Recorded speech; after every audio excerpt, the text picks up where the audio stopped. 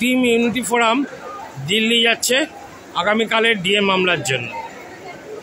আচ্ছা, সুপ্রিম কোর্টে special bench, পাটহাট মামলা, এইসব নিয়ে বিভিন্ন জায়গায় বিভিন্ন রকম বক্তব্য শোনা যাচ্ছে। এই সম্পর্কে যদি কিছু বলেন মিন্ময়দা। আমাদের ডিএ মামলাকারী ইউনিটি ফোরামের আহ্বায়ক দেবপ্রসাদ হালদার এখানে রয়েছেন। এটা 31 বার, উনি 31 বারই যাচ্ছেন। ওনার কাছে আমি জানতে চাইব যে এর আগে দেবুদা স্পেশাল বেঞ্চ হয়েছে? না, এর আগে কোনো স্পেশাল বেঞ্চ হয়নি সুপ্রিম কোর্ট। বেশ, পাটহাট হয়েছে? না, পাটহাটও হয়নি। এইবার এই যে স্পেশাল বেঞ্চ আর পাটহাট, এই কথা দুটো সবাই শুনতে পাচ্ছেন। স্পেশাল বেঞ্চটা কখন হলো? না, এর আগের দিন 1 সেপ্টেম্বর তারিখে মাননীয় বিচারপতিরা তারা প্রধান বিচারপতির অনুমতি চাইলেন এবং আমরা দেখলাম তারা সেই অনুমতি পেলেন। অর্থাৎ সুপ্রিম কোর্টের প্রধান বিচারপতি এই ডিএ মামলার জন্য 8 তারিখে সোমবার দুপুর 2টোয় একটা স্পেশাল বেঞ্চ তৈরি করেছেন। স্পেশাল বেঞ্চ কিন্তু রোজ হয় না, আর স্পেশাল বেঞ্চের নির্দিষ্ট বিষয় থাকে এবং তার নির্দিষ্ট দিনও থাকে। শুধু তাই না, ওই স্পেশাল বেঞ্চে ওই দিনে 3টে আছে। 303 নম্বরে আমরা ডিএ মামলাটা আছে এবং ওই মামলার আগেরটা এবং এইটা দুটো পাটহাট নিয়ে দেবুদা একটু বলুন। দেখুন, পাটহাট মানে হচ্ছে মেরিটে শুনেছিলেন যে বেঞ্চ, সেই বেঞ্চে ছিলেন মাননীয় বিচারপতি সঞ্জয় কারোল এবং মাননীয় বিচারপতি প্রশান্ত কুমার মিশ্রার বেঞ্চ। 4, 5, 6, 7 আগস্ট 2025।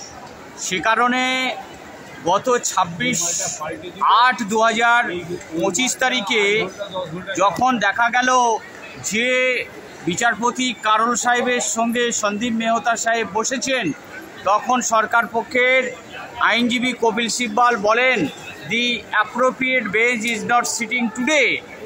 তো অ্যাপ্রোপ্রিয়েট বেঞ্চ দরকার। সঙ্গে সঙ্গে বিচারপতিদ্বয় সেটাকে মান্যতা দিয়ে বলেছিলেন ঠিক আছে, আমরা এই সেম বেঞ্চই রাখব। অর্থাৎ পাটহাট মানে হচ্ছে মেরিটে শোনা শুরু এবং মেরিটে শোনা শেষ এবং রায়দান পর্যন্ত, এটাকে বলে পাটহাট। অর্থাৎ বিচারপতি কারোল এবং মিশ্রের বেঞ্চটা দরকার ছিল, সেটা আগামীকাল হচ্ছে বেলা 2টোর সময়। মিন্ময়দা, কন্টেম্পট মামলাটা ট্যাগ হয়েছে এবার এসএলপির সঙ্গে, তো এইটার যদি মানে এটার ইমপ্লিকেশনসটা কি সুপ্রিম কোর্টের কাছে? আমরা দেখলাম আমরা সাধারণ কর্মচারী একটা মামলায় দুপক্ষ বলবেন, সরকার পিটিশনার তারা ওরাল আর্গুমেন্ট করলেন আর কর্মচারীরা কাউন্টার আর্গুমেন্ট করলেন। এরপর সরকারের তরফে রিজয়েন্ডারে সেটা আমাদের বক্তব্য মানে কর্মচারীদের বক্তব্যকে ক্রস করার কথা, খণ্ডন করার কথা, সেটা করতে গিয়ে তারা নতুন বক্তব্য আনলেন কি না ডিএর আইনি অধিকার নেই।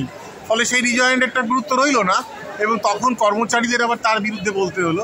ঠিক সেই সুযোগে একদম বিকেল 4টের সময় এসে সরকারের আইনজীবী কপিল সিবাল সময় চাইলেন, সময় দিলেন।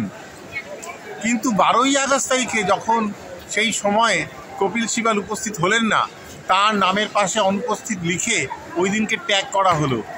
এরপর দেখলাম পরপর 2 দিন ওই আইনজীবী আদালতে উপস্থিত হতে বাধ্য হলেন এবং তারা আদালত অবমাননার মামলার মর্ম বোঝেন।